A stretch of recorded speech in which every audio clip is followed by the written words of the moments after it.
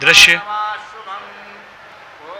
और इन दृश्यों में आप उन चेहरों को पढ़ने की कोशिश करिए जिस आदर भाव, सम्मान भाव और भक्ति भाव के साथ में रामलला की मूर्ति को स्पर्श करते हुए जो पूजन में लगे हुए हमारे पुजारी हैं, वो जब स्पर्श कर रहे हैं तो आप सोचिए कि ये हाथ आपके ही हैं, ये हाथ आपकी भावना के हाथ हैं। ये जो मंत्र का उच्चारण, आप सोचिए कि आपकी अपनी जीवा से उच्चारण हो रहा है। आप सोचिए कि आप भौतिक रूप से यहाँ पर हैं। कहते हैं ना कि मन के हारे हार है और मन के जीते जीत है। मनसा वाचा कर्मणा, तीन तरीके से हम चीज़ों को देखते हैं, मन से, वचन से और कर्म से। तीन तरह से हम अपने जीवन में अपने कार्यों को क्रियान्वित करते हैं। अगर मन से सोच लिया तो हम यहाँ पर हैं, वचन हमने ले लिया तो हमने समझ लो कर लिया, और कर्म तो अंत में है ही है।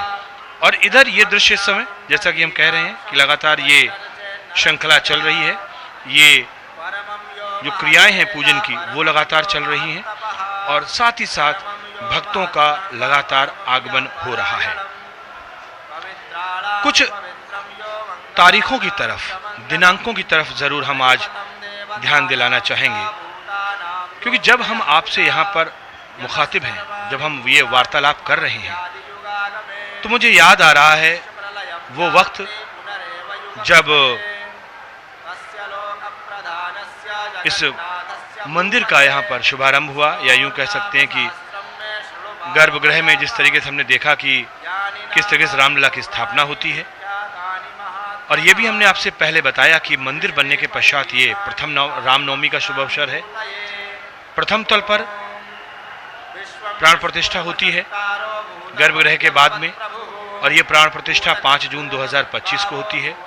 और इसके साथ ही साथ जो यहाँ का मंदिर का जो परकोटा है, चारों तरफ जो चार दीवारी और जो पूरा परकोटा बनाया गया है, यहाँ पर 6 मंदिर बने हुए हैं। उसके साथ ही साथ शेषावतार का भी मंदिर है, वहाँ पर भी प्राण प्रतिष्ठा 5 जून 2025 को होती है। ये सीधी तस्वीरें